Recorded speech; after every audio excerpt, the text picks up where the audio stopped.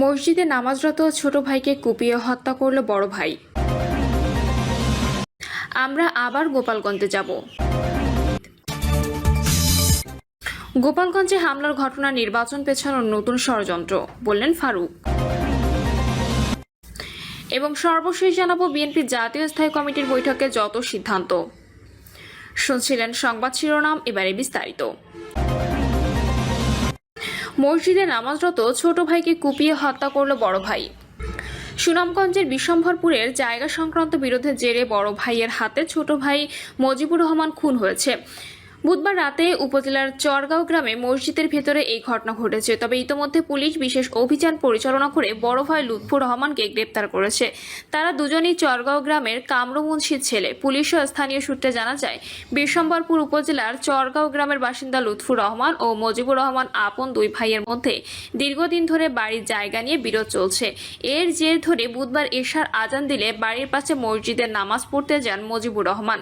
তখন নামাজরত অবস্থায় বড় ভাই লুৎফুর রহমান মসজিদে ঢুকে দেশীয় অস্ত্র দিয়ে ছোট ভাই মজিবুর রহমানকে আঘাত করলে মসজিদেই লুটিয়ে পড়েন তিনি। পরে স্থানীয়রা উদ্ধার করে প্রথমে তাকে বিশ্বম্ভরপুর স্বাস্থ্য কমপ্লেক্সে নিয়ে গেলে তার অবস্থা আশঙ্কাজনক অবস্থায় চিকিৎসকরা তাকে সিলেট ওসমানী মেডিকেল হাসপাতালে প্রেরণ করেন। পরে রাতেই চিকিৎসাধীন অবস্থায় তার মৃত্যু হয়। বিশ্বম্ভরপুর থানার ভারপ্রাপ্ত কর্মকর্তা মোখলেসুর রহমান বলেন, এই ঘটনায় বিশেষ অভিযান চালিয়ে পুলিশ ঘাতক বড় ভাইকে আটক করেছে। তবে মরদেহ এখন সিলেটে রয়েছে। আমরা আবার গোপালগঞ্জে যাব, বললেন নাহিদ। জাতীয় নাগরিক পার্টির আহ্বায়ক নাহিদ ইসলাম বলেছেন, আমরা আবার গোপালগঞ্জে যাব। জীবিত থাকলে গোপালগঞ্জের প্রত্যেকটা উপজেলায় প্রত্যেকটা গ্রামে কর্মসূচি করব। গোপালগঞ্জের প্রতিটা ঘরে ঘরে জুলাই গণঅভ্যুত্থানের পতাকা উড়বে। গোপালগঞ্জ মুজিববাদীদের হবে না, বাংলাদেশপন্থীদের হবে। পোস্টে তিনি লেখেন, গোপালগঞ্জ নিয়ে আমাদের অবস্থান গতকালকের বক্তব্যের পরিষ্কার বলা হয়েছে। পুরো বাংলাদেশের প্রতি আমাদের যে কমিটমেন্ট, গোপালগঞ্জের প্রতিও আমাদের সেই কমিটমেন্ট। গোপালগঞ্জের অধিবাসীদের প্রতি রাজনৈতিক বৈষম্য আমরা বিরোধিতা করি। গোপালগঞ্জ ও পুরো বাংলাদেশকে আমরা মুজিববাদী সন্ত্রাস ও ফ্যাসিবাদ থেকে মুক্ত করব। আওয়ামী লীগ যুগের পর যুগ ধরে গোপালগঞ্জে মানুষের জীবনকে বিপন্ন করেছে, মুক্তিযুদ্ধকে কলুষিত করেছে এবং সনাতন ধর্মাবলম্বীদের সঙ্গে বেইনসাফি করেছে। আমরা বলেছি, আমরা এই পরিস্থিতির পরিবর্তন ঘটাবো। আমরা যুদ্ধের আহ্বান নিয়ে যাইনি। আমাদের পূর্ব ঘোষিত শান্তিপূর্ণ কর্মসূচি ছিল। মুজিববাদী সন্ত্রাসীরা পরিকল্পিতভাবে হত্যার উদ্দেশ্যে সশস্ত্র হামলা চালায় আমাদের উপর, যেরকমটা জুলাই গণঅভ্যুত্থানেও হয়েছিল। আওয়ামী লীগ সবসময় একটা গৃহযুদ্ধ পরিস্থিতি তৈরি করতে চায়। গণঅভ্যুত্থানে আওয়ামী লীগের এত হত্যাযজ্ঞের পরও 5ই আগস্টের পরে অনেকে রিফাইন্ড আওয়ামী লীগ আনতে চেয়েছিল। তাদের মনে রাখা উচিত, আওয়ামী লীগ কোনো রাজনৈতিক দল নয়, আর এটা একটা সন্ত্রাসবাদী সংগঠন। তিনি আরও লেখেন, 5ই আগস্টের পরে আমরা বহুবার বলছি, আমরা আইনি ও বিচারিক প্রক্রিয়ায় জুলাই গণহত্যার বিচার চাই। কিন্তু ছাত্রলীগ ও আওয়ামী লীগের লোকদের ব্যাপকভাবে গ্রেপ্তার করা হয় না। গ্রেপ্তার হলেও কোর্টে জামিন নিচ্ছে, থানা থেকে পালিয়ে যাচ্ছে। প্রশাসনের বিভিন্ন স্তরে ঘাপটি মেরে আছে ফ্যাসিবাদের দোসর এবং দুর্নীতিবাজ কর্মকর্তা, যাদেরকে টাকা দিয়ে কিনে ফেলা যায়। নিষিদ্ধ সংগঠন ছাত্রলীগের পুরো বাংলাদেশের বিভিন্ন জায়গায় নেতাকর্মীরা গতকাল গোপালগঞ্জে ছিল। প্রশাসন ও নিরাপত্তা বাহিনী যেভাবে ইনস্ট্রাকশন দিয়েছে, সকালে নাশকতার পরেও সিকিউরিটি ক্লিয়ারেন্স পেয়েই আমরা গোপালগঞ্জ প্রবেশ করেছি। পদযাত্রা করিনি, পথসভা করেছি শুধু। গোপালগঞ্জের বিভিন্ন উপজেলা থেকে আমাদের লোকজনকে আসতে দেওয়া হয়নি। বিভিন্ন জায়গায় বাস আটকে দেওয়া হয়েছে। এরপরেও আমরা শান্তিপূর্ণভাবে পথসভা শেষ করেছি। যাওয়ার পথে সশস্ত্র আক্রমণ চালিয়েছে আওয়ামী সন্ত্রাসীরা।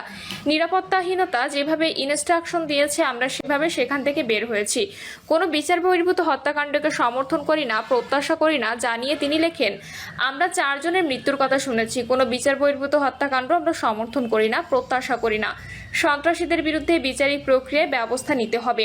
প্রশাসন ও গোয়েন্দা সংস্থা যদি সঠিক সময়ে সঠিক পদক্ষেপ নিত, তাহলে এই পরিস্থিতি তৈরি হতো না। এই দায়ভার সরকার ও প্রশাসনকে নিতে হবে। আমরা পুরো ঘটনার সুষ্ঠু তদন্ত, সন্ত্রাসীদের বিচার দাবি করছি। সুনির্দিষ্ট তথ্যের ভিত্তিতে সন্ত্রাসীদের গ্রেপ্তার করতে হবে। শুধু গোপালগঞ্জ নয়, সারা দেশে এই গ্রেপ্তার অভিযান চালাতে হবে। গোপালগঞ্জে হামলার ঘটনা নির্বাচন পেছানোর নতুন ষড়যন্ত্র, বললেন ফারুক। গোপালগঞ্জে এনসিপির উপর হামলা ঘটনার নির্বাচন পেছানোর নতুন ষড়যন্ত্র বলে মন্তব্য করেছেন বিএনপি চেয়ারপারসন উপদেষ্টা জয়নুল আবদিন ফারুক। জয়নুল আবদিন ফারুক বলেন, গতকাল গোপালগঞ্জে যে আক্রমণ এবং ন্যাক্কারজনক হত্যাকাণ্ড ঘটেছে, সে আক্রমণ কি বোঝাতে চেয়েছে আমরা জানি না। যখনই লন্ডনে তারেক রহমানের সঙ্গে নির্বাচন নিয়ে আলোচনা হয়েছে তখন একটি পক্ষ দেশের মধ্যে ষড়যন্ত্র শুরু করেছে। জামাতকে উদ্দেশ্য করে তিনি বলেন, আপনারা বুঝে শুনে কথা বলবেন, অতীতে আপনারা বুঝে শুনে কথা বলেন নাই। 1971 সালে পাকিস্তান হানাদার বাহিনী যখন বাঙালির উপর হামলা করে তখন কারা আনন্দ মিছিল করেছে, কারা পাকিস্তানের পক্ষে ছিল তা সবাই জানে। আপনাদের ইতিহাসে জাতি জানে, আপনাদের ইতিহাসে জাতির কাছে প্রকাশ করতে চায় না। আপনারা জাতির কাছে ক্ষমা চান। স্বরাষ্ট্র উপদেষ্টা প্রধান উপদেষ্টার উদ্দেশ্যে তিনি বলেন, গতকালকে গোপালগঞ্জকে কে এনসিপি নেতাদের উপর হামলা করলো। আওয়ামী লীগের আমলে 1 লাখ পুলিশ নিয়োগ হয়েছে, তারা এখন শপথে বহাল আছে। আওয়ামী লীগের দোসররা এখনো কেন সচিবালয়ে, বিভিন্ন থানায় ও বিভিন্ন জেলায় আছে। 11 মাস চলে গেল, একটা নির্বাচন দিতে পারেননি। যখনই নির্বাচনের দিন তারিখের কথা বলেছে তখনই ষড়যন্ত্র শুরু হলো। এখন সবারই একটা ধারণা, গোপালগঞ্জের এই হামলা নির্বাচন পেছানোর নতুন কোনো ষড়যন্ত্র কিনা। কারণ অনির্বাচিত সরকার থাকলে দেশের পরিস্থিতি ভালো থাকে না, তাই যত দ্রুত সম্ভব সুষ্ঠু নির্বাচনের ব্যবস্থা করুন। বিএনপি জাতীয় স্থায়ী কমিটির বৈঠকে যত সিদ্ধান্ত। আগামী ফেব্রুয়ারিতে নির্ধারিত জাতীয় সংসদ নির্বাচনকে বানচাল করতে একটি মহল পরিকল্পিতভাবে দেশের আইন শৃঙ্খলা পরিস্থিতির অবনতি ঘটাচ্ছে বলে মন্তব্য করেছে বিএনপি। দলটির স্থায়ী কমিটির সভায় এমন দাবি উঠে এসেছে। রাতে গুলশানে বিএনপি চেয়ারপারসনের রাজনৈতিক কার্যালয়ে অনুষ্ঠিত স্থায়ী কমিটির বৈঠকে এই মতামত আসে। বিবৃতিতে মির্জা ফখরুল বলেন, সবাই গতকাল গোপালগঞ্জে জাতীয় নাগরিক পার্টির সভায় ফ্যাসিস্ট আওয়ামী লীগের দুর্বৃত্ত ও সমর্থকদের হামলায় 4 জন নিহতের ঘটনায় বিএনপি গভীর ক্ষোভ ও নিন্দা প্রকাশ করেছে। এই হামলাকে গণতান্ত্রিক প্রক্রিয়াকে নস্যাৎ করার ষড়যন্ত্র হিসেবে উল্লেখ করা হয় সভায়। বিবৃতিতে আরও বলা হয়, পতিত ফ্যাসিস্ট হাসিনা সমর্থকেরা পরিকল্পিতভাবে গণতান্ত্রিক প্রক্রিয়াকে নস্যাৎ করার জন্য ফ্যাসিস্ট বিরোধী আন্দোলনে উল্লেখযোগ্য ভূমিকা পালনকারী জাতীয় নাগরিক পার্টির সমাবেশে আক্রমণের ঘটনা ঘটায়। ফলশ্রুতিতে সরকারকে 144 ধারা ও কারফিউ জারি করতে হয়, যা এই মুহূর্তে গণতান্ত্রিক প্রক্রিয়াকে ব্যাহত করবার নীল নকশা বলে মনে করা হয়। এই প্রসঙ্গে পরিস্থিতি নিয়ন্ত্রণে রাখতে সরকারের ব্যর্থতার সমালোচনা করে। সভায় নেতারা আশা করে রাজনৈতিক দলগুলো অত্যন্ত সতর্কতার সঙ্গে তাদের কর্মসূচি নির্ধারণ করবে, অন্যথায় গণতন্ত্র বিরোধী শক্তিকে সুযোগ করে দেওয়া হবে। বিএনপির মহাসচিব আরও বলেন, সভায় জাতীয় ঐক্যমত্য কমিশনের বৈঠকের সর্বশেষ অগ্রগতি সম্পর্কে সালাউদ্দিন আহমেদ সভাকে বিস্তারিত অবহিত করে। আজ রাতে আবার স্থায়ী কমিটির সভায় ঐক্যমত্য কমিশনের বৈঠকের বিষয় নিয়ে আবার আলোচনা হবে।